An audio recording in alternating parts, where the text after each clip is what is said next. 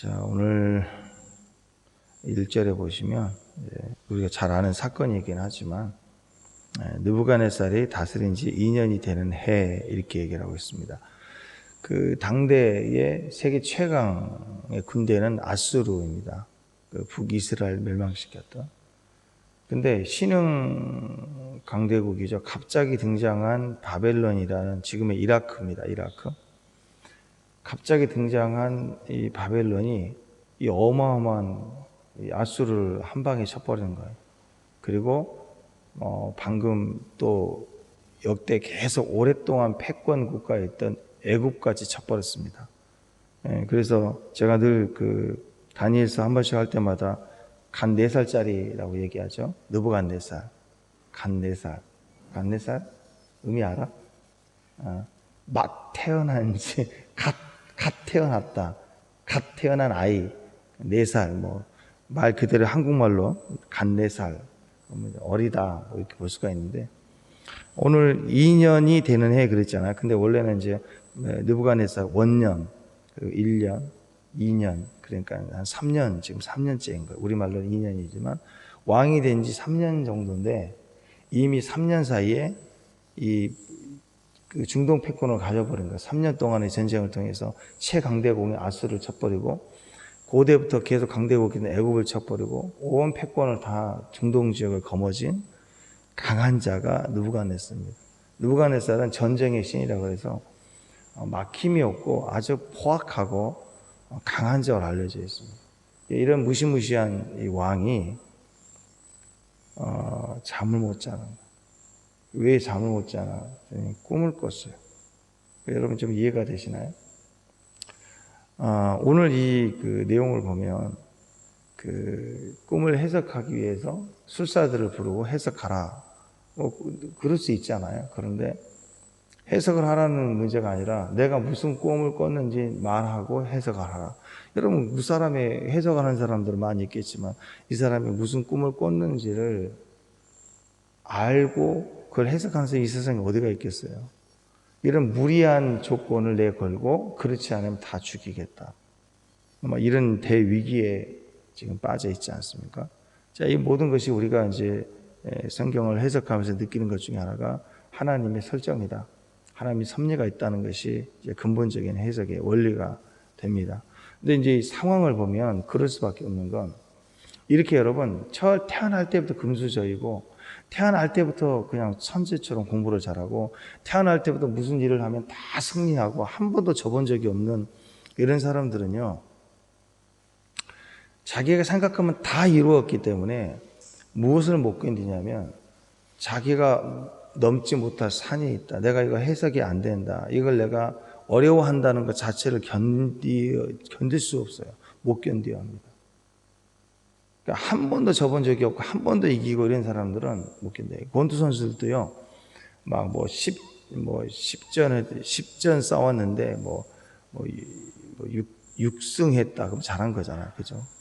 근데 보통 막 2승, 4무, 그 다음에 또 2패.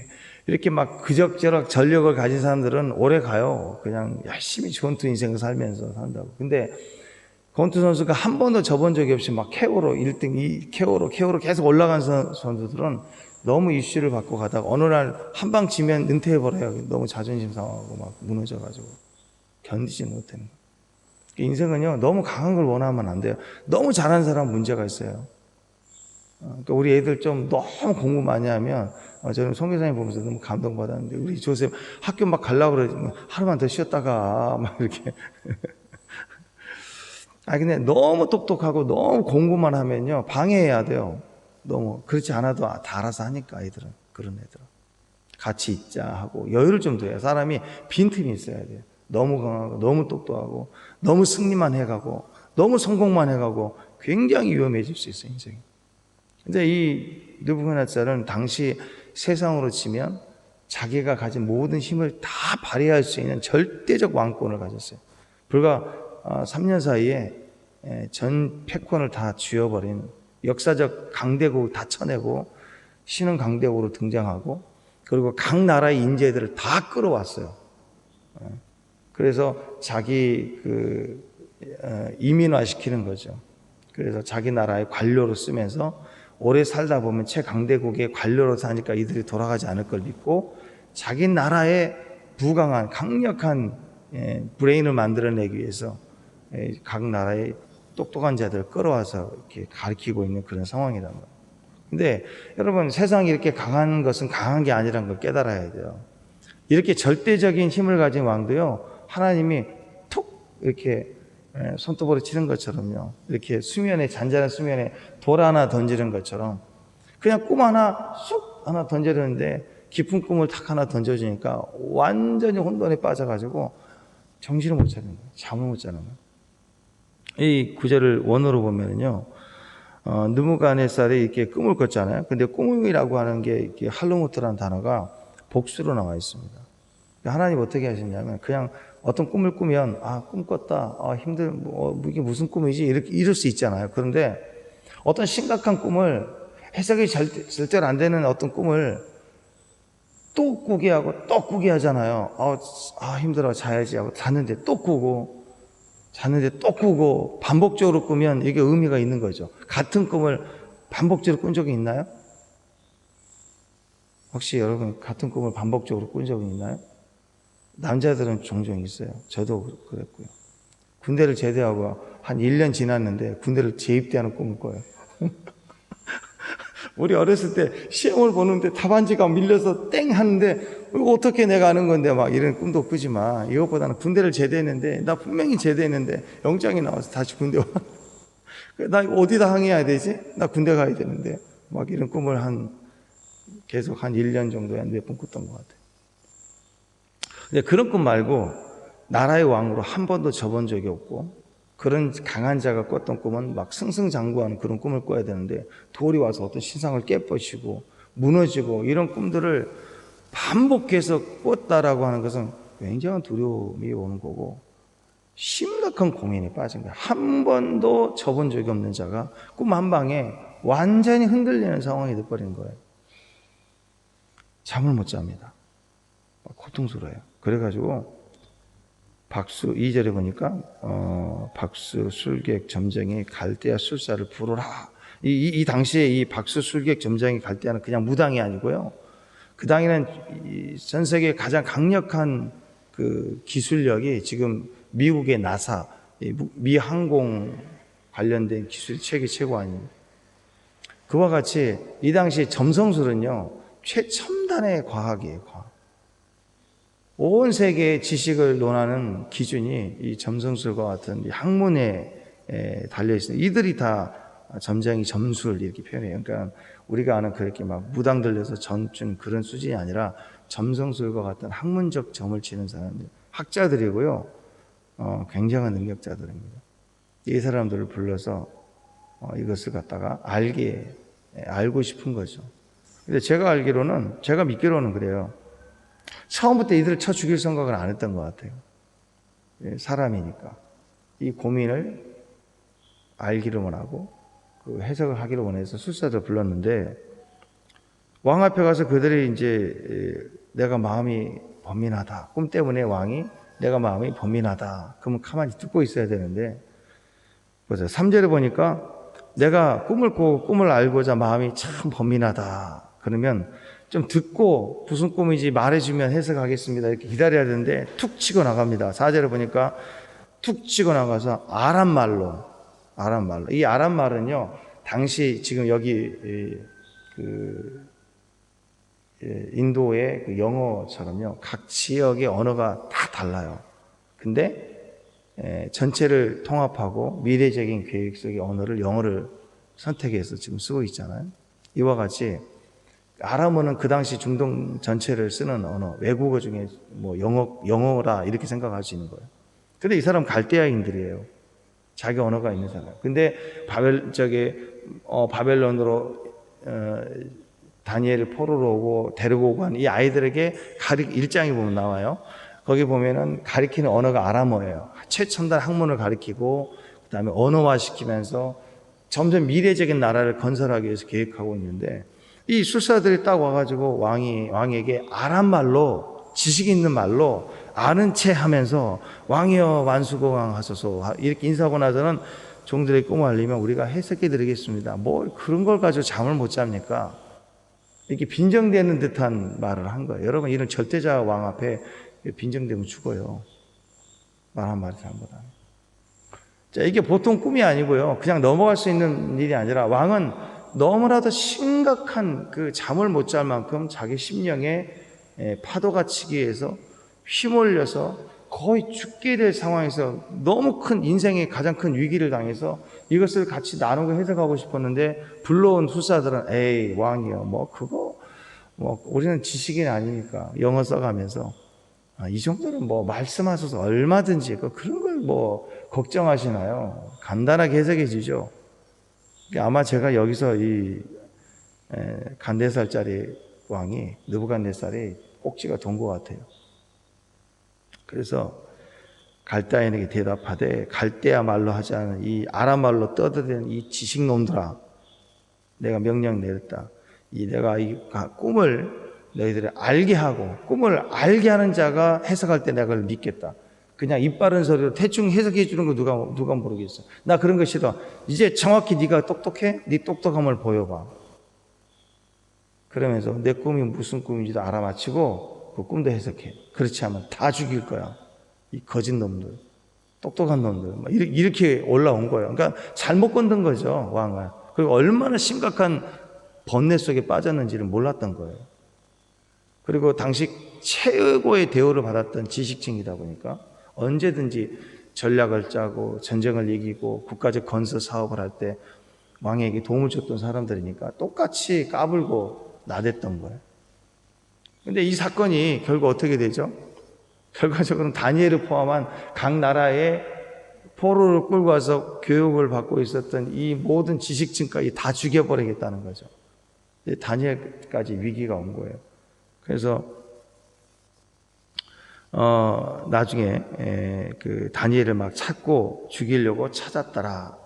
근데 여러분 13절 말씀 보세요. 왕의 명령이 내려짐에 지혜자들은 죽게 되었고 모든 지혜자들은 곧 죽게 되었고 위기를 당했는데 다니엘과 그 친구들도 타겟이 돼서 죽이려고 찾았더라. 이 모든 섭리의 계획이 누구라고요? 하나님이에요. 하나님이 지금 다니엘을 딱 찾아서 가장 높은 자리에 올리실 때가 된 거예요. 그래서 다니엘을 총리로 이렇게 싹 올리려고 하나님이 지금 다니엘을 찾고 있는 과정이에요. 이 과정이. 어떻게 하냐면 이 술사들에게 내가 꿈을 알아, 내 꿈을 알게 하고 그 해석도 알게 하라 할 때 모든 술사들은 어떻게 그럴 수가 있느냐, 어떤 왕이 그럴 수 있느냐 하고 막 이렇게 그럴 수 없다고 그러면서 하는 얘기가 뭐였느냐면 이 일은요 사람이 아니라 신들만이 할 수 있다. 신만의 지혜만 할 수 있다. 뭐가 좀 감각이 보이시나요? 자, 어떤 왕이 총리를 하나 뽑으려고 하는데 시험 문제를 내서 이 시험 문제를 맞힌 사람에게 총리를 내가 세우겠다 할 때 그 시험 문제를 내는 게 자기 아들만 답할 수 있는 문제를 내면 누가 맞히겠어요? 그죠? 누구도 맞출 수 없는 시험 문제를 내서 누구만 뽑을 수 있냐면 자기 아들만 뽑을 수 있어요. 그와 같이 하나님께서 시험 문제를 내시는 과정인데 누구도 맞출 수 없는 시험 문제가 터진 거예요. 근데 그 문제를 누가 풀 수 있냐면 자기 아들만 풀 수가 있어요. 이와 같이 다니엘만 풀 수 있는 문제를 지금 터뜨린 거예요. 다니엘만. 자, 전장에서 어제 전장에 보면 어제 1장에 보면은 그 다니엘이 17절에 보면 1장 17절에 보면 이 네 소년에게 학문을 주시고 하나님 모든 서적을 깨닫게 하고 지혜를 주고 이 당시의 모든 술사들보다 10배 이상의 지혜를 주었는데 다니엘만큼은 제일 마지막 어떻게 나냐면 모든 환상과 꿈을 깨달아 알았다. 이미 이 부분을 하나님의 꿈과 지혜와 해석을 줄 수 있는 이미 초자연적인 지혜를 줬어요. 이해되시죠? 그 다음에 시험 문제가 나오는 거예요. 이 사건이 나오는 거예요. 이미 훈련을 통해서 준비가 되니까 하나님께서 누구도 통과할 수 없는 시험 문제를 지금 내게 하시고, 그리고 다니엘을 하나님 불러 세우는 장면입니다.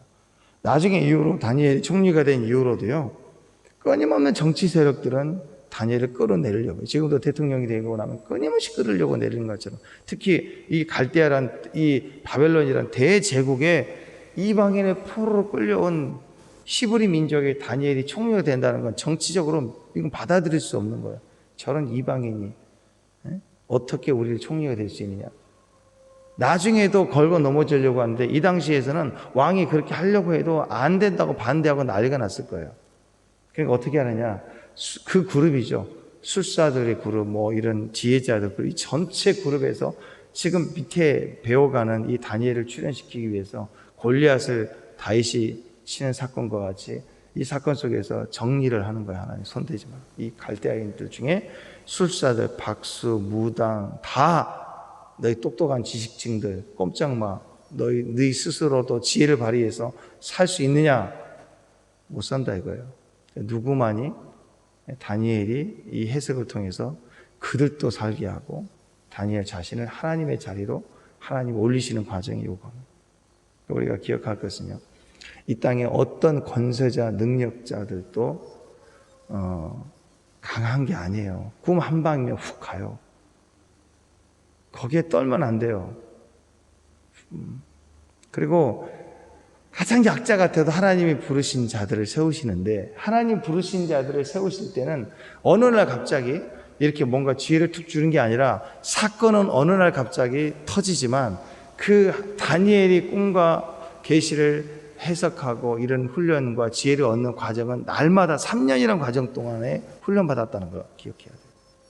그리고 이것이 히브리에서부터 이스라엘 백성으로서 이스라엘 있을 때부터 물론 잘 자라왔겠지만, 이 포로로 잡혀온 현실 속에서 그에 주어지는 과정 속에서 믿음의 훈련을 해왔고 신앙의 훈련을 계속 해왔다는 것을 알아요.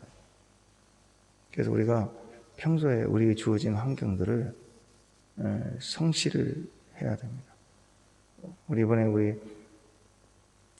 에스더랑 다 아이들 찬양하는 거 봤잖아요. 정말 멋지지 않았겠죠? 근데 이게 어느 날 갑자기 그냥 막 필 받아가지고 한 게 아니고요. 평소에 예배에 늘 자주 불렀던 곡 중에서 은혜가 됐던 곡들을 같이 나눈 거예요. 기름지도록 계속 반복했던 곡들을 같이, 또 이 아이들이 이번에 만났잖아요. 만나서 바로 맞춰보고 하는데도 그게 그 안에서 기름져 있는 것들이 나옵니다. 다윗도 한 번도 해보지 않는 그 물맷돌을 들고 나가서 돌팔매질에서 골리앗을 이긴 게 아니에요. 평소에 자기 아버지의 양을 지켰던 과정에서 성실했던 그 훈련을 통해서 하나님 그 사람을 쓰시는 거예요. 우리가 우리의 과정 속에 성실해가는 과정 속에 기름지도록 훈련이 되면 어느 날 하나님이 사건을 터뜨린다고, 우리만 통과할 수 있는 사건이 터지는 거예요. 그러니까 이 간내살, 제가 항상 그런 얘기해요. 성공한 죄인들 부러워하지 않아야 돼요. 성공한 죄인들이 무섭지 않아요. 때로는 우리가 실패한 것 같지만 실패한 의인, 아니, 하나님은 누구를 인정하시냐면 하나님의 기름 부음 받은 자들이에요. 세상에 어떤 곳에 던져놔도 항상 내 백성, 내 민족, 내 자녀라고 인정하시는 하나님의 사람들을 통해서 하나님 일을 하시는 거예요. 이 세상에 흔들리지 마시고, 하나님 이 기회는, 이 위기는 나를 살리기 위해서 나를 부르시는 하나님의 부르심의 과정이다라고 믿을 수 있어야 됩니다. 그래서 우리가 어떤 자리에 가든 어떤 환경에 처하든 하나님을 믿어야 됩니다. 자, 자, 우리 같으면, 자, 우리가 느부갓네살이라고 합시다. 어떤 꿈을 꿨어요. 해석이 잘 안 될 때가 있죠. 그럼 어떻게 해야 되죠? 어떻게 해야 될까요? 너 다 쳐 죽이겠어. 이렇게, 세상이니까 그렇죠. 세상 사람들은 칼을 휘두르겠지만, 우리는 이런 애매한 꿈, 잘 모르는 꿈, 이런 꿈을 꿀 때 어떻게 해야 되죠? 기도해야 돼요. 기도는 뭐예요? 알고 하는 거예요? 모르고 하는 거예요? 믿고 하는 거예요? 믿고 하는 거. 어떤 꿈도, 어떤 해석도, 어떤 계시도 다 아는 사람은 하나도 없어요. 예언은 모든 것이 정확해도 부분적일 뿐이에요.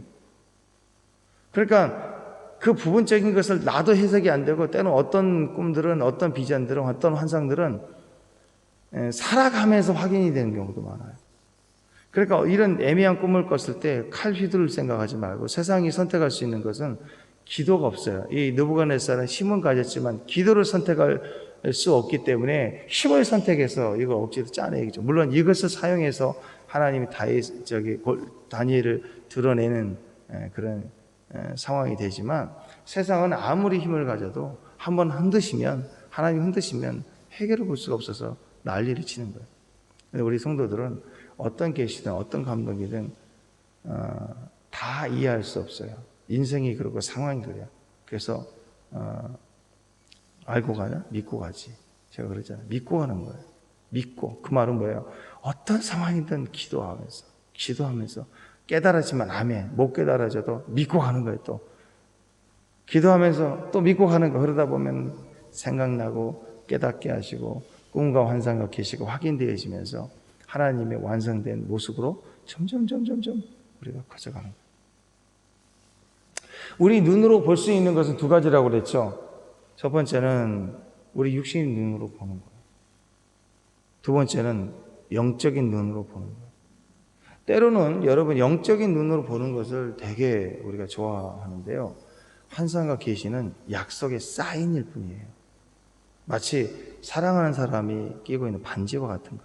반지는 상징일 뿐이에요. 물론 본질이라는 사랑의 근거를 하고 있을 때는 반지 의미는 특별한 것이 되겠죠. 근데 사랑하지 않고도 반지를 끼고 다니는 사람은 얼마나 많아요. 환상은 얼마든지 잘못될 수도 있고요. 또 환상은 얼마든지 중간에 멈출 수 있어요. 사인이기 때문에. 근데 너무 막 떴다 봤다 이것에 너무 생명 걸지 마세요. 그리고 진짜 하나님의 역사를 저는 늘 제가 말씀드리잖아요. 저는 하나님의 역사를 제 눈으로 보고 싶은 거지 환상으로 보고 싶지 않아요. 저도 환상을 보기도 하고 또 꿈을 꾸기도 하고 그럴 때 감동을 받고, 우리 예배 드릴 때 천사가 이렇게 하얀 날개로 덮고 있는 거 순간적으로 보고 감격이 됐어요. 그렇지만 저는 그걸 보고 싶은 게 아니라, 그런 걸 매일 보는 것보다, 70번씩 7번 보는 것보다, 환상을 70번씩 7번 보는 것보다, 막 이런 거 보는 것보다 나는 직접 주님을 눈으로 보고 싶고, 말씀으로 믿었던, 기도했던 것이 환상 한 번도 없어도 좋으니까 기도했던 것이 내 눈앞에 우와 과연 이루어졌구나, 우리 자녀들이 기도했던 게 이루어졌구나, 우리 교회를 향했던 게 이루어졌구나, 내 삶 속에 즉각적으로 보는 것을 원하지. 저는 환상 그렇게 중요해요. 보여주는 거예요. 하나님이 주시는 걸 보는 것이지 보려고 하지도 않아요. 그냥 우리 눈에 말하고 기도했던 것을 현장에 두 눈으로 내가 주여 내가 귀로만 들었사온 이제 눈으로 보나이다 하고 다윗이 고백했던 거죠. 우리는 하나님의 약속을 믿는 사람들은 그 약속을 현장에서, 내 삶 속에서 반드시 두 눈으로 지켜내는 삶 속에서 보고 우리는 주의 나라 가야 돼요. 다니엘은 삶 속의 성실함을 통해서 이 과정을 이루어갔다는 것을 기억해야 됩니다. 믿음의 사람, 비전의 사람, 꿈을 꾸는 사람, 자기 삶이 성실하고 충성했던 사람들의 특징입니다. 이 기름 부음으로 우리가 계속해서 전진해 나가고 승리해 나갈 수 있는 저와 여러분 됐으면 좋겠습니다. 다니엘, 영어식으로 얘기하면 다니엘라 이렇게 그러더라고요. 다니엘라. 남자 이름이지만 여자 이름은 다니엘라. 여자분들은 많이 계시니까 다니엘라와 같은 영성, 성실하고 주의 앞에 신실한 마음으로 주님을 의지하고 갈 수 있는 저와 여러분 됐으면 좋겠습니다. 기도하겠습니다. 하나님, 우리의 꿈이 되십니다. 하나님만 우리의 왕이십니다. 하나님, 우리에게 명령하시면 반드시 이루어집니다. 우리 눈으로 하나님 말씀하심을 이루어지는 것을 보게 하옵소서. 기도의 집을 향하여 말씀하셨던 것들을 이렇게 이루어 가심을 감사합니다. 인도 전체와 마지막 예루살렘과 하나님 나라가 연결되는 놀라운 과정으로 하나님 이곳에 임재하심을 감사합니다. 이것을 덮어주시고 여기서 출산해내는 것처럼 생명과 사역과 역사가 두 눈으로 목도할 만큼, 확인될 만큼 열매를 맺혀지는 주의 자리가 되게 하옵소서. 예수님의 이름으로 기도합니다. 아멘.